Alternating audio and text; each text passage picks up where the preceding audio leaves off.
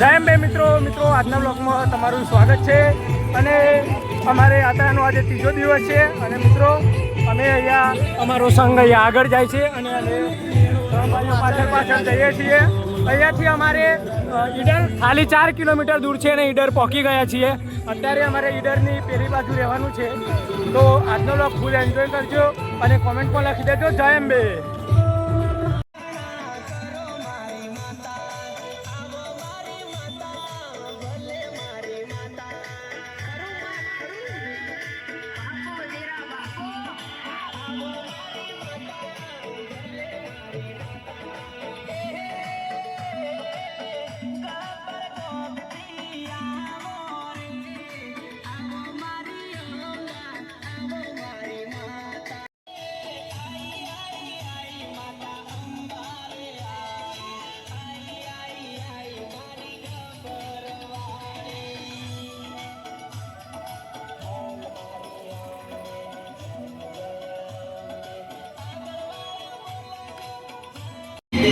તો જય અંબે। અહીંયા તમે જોઈ શકો છો ભક્તોની લાઈન પડી ગઈ છે। ઈડરથી તો છેક હિંમતનગરથી ઈડર સુધી તો ફૂલ ટ્રાફિક જામ છે।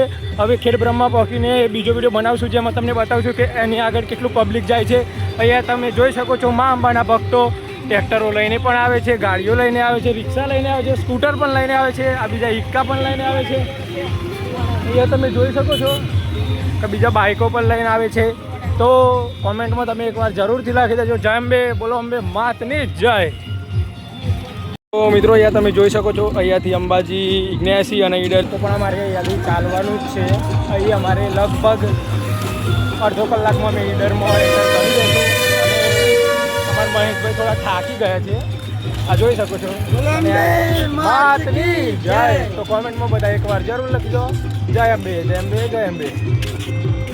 તો મિત્રો અમે ઈડર પહોંચી ગયા છીએ અને નાયભાઈ અને ફ્રેશ થઈ ગયા છીએ। તો મિત્રો અમારે આગળ 2 કિલોમીટર જવાનું છે અને ત્યાં રાત્રે રોકાણ કરવાનું છે। તો આજનો બ્લોગ અહીંયા પૂરો કરીએ છીએ। અહીંયા તમે અહીંયાનું લોકેશન પણ જોઈ શકો છો। તો મિત્રો કાલે અમે ખેડબ્રહ્મા સવારે પહોંચી જઈશું, તો નવો બ્લોગ આવી જશે, કાલે જોવાનું ના ભૂલતા। મળીએ એક નવા બ્લોગ સાથે, ફરી જય અંબે।